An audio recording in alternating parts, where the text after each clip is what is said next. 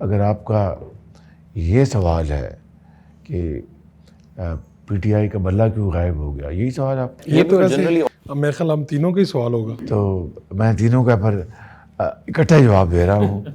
اور 3 in 1 وہ یہ ہے کہ بلے کا فیصلہ میں نے تو نہیں کیا. الیکشن کمیشن نے ان کو باقاعدہ نوٹس دیا کہ آپ اپنے انٹرا پارٹی الیکشن کروائیں، انتخاب کروائیں. اور اس کو دیا جب بلے کی حکومت تھی 2021 میں، تو انٹرا پارٹی الیکشن انہوں نے کروانے تھے، وہ ہم نے تو نہیں کروانے تھے، یہ الیکشن کمیشن نے نہیں تو کروانے تھے.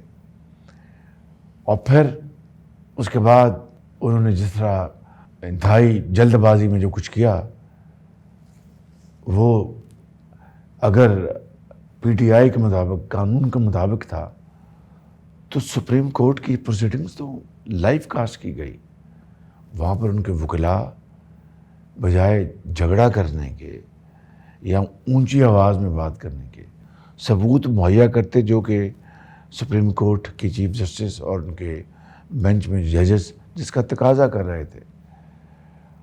مثال کے طور پر انہوں نے پوچھا، جو میں نے خود بھی دیکھا، کہ یہ اکبر بابر کو آپ نے اس کی رکنیت معطل کی تھی. ان کے جی ہاں، ان کے جی ثبوت ہے، ان کے جی ہاں نہیں دے سکے.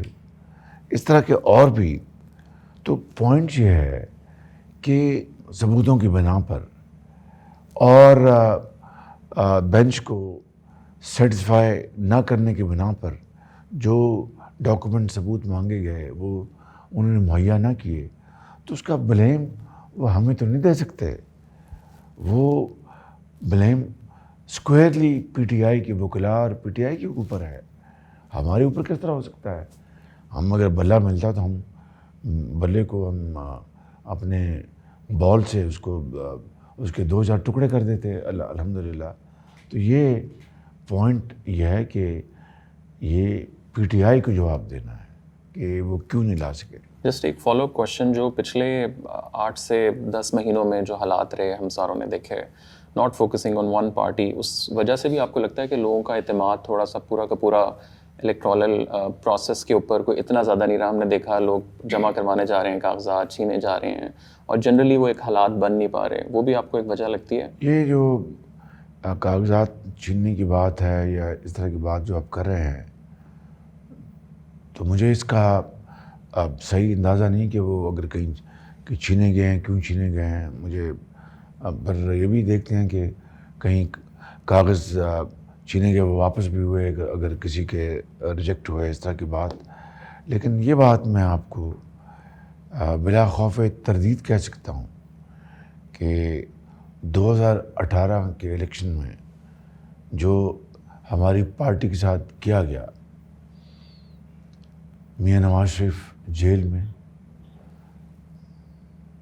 میری بھتیجی مریم نواز جیل میں، اس سے پہلے میں سمجھتا ہوں کہ جو کچھ ہماری پارٹی کے ساتھ کیا گیا، کس طریقے سے ایک خاص ایک منصوبے کے تحت ہمیں ٹیلی ویژن اور اخبارات میں ہمارا بھرپور ہمارا جو ہے ایک قوم کے سامنے ہماری جو کارکردگی ہے، ہماری جو ایک کریڈیبلٹی، اس کو ڈیمیج کرنے کے لیے بے پناہ ایک کیمپین چلائی گئی. پھر آپ نے دیکھا کہ الیکشن سے پہلے کس طرح ہمارے کینڈیڈیٹس کو اٹھایا گیا. مثال کے طور پر انجینئر قمر، اس کو اٹھا لیا گیا، اس کو گرفتار کر دیا گیا.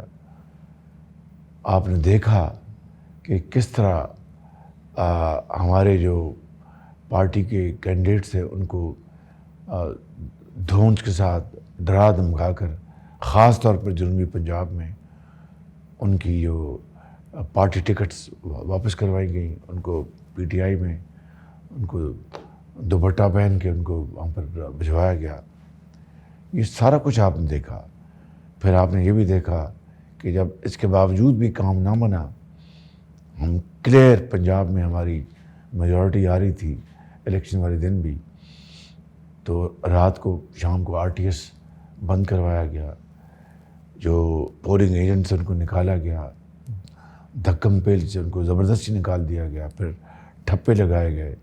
یہ سارا آپ کے پاس پورا اس کی، میں یہ نہیں کہہ رہا کہ اس کا خدا نخواستہ اس کے ریپیٹ سوال پیدا نہیں ہوتا، اس کی قطعاً اس کی دوبارہ اس چیزوں کی نہیں ہونی چاہیے.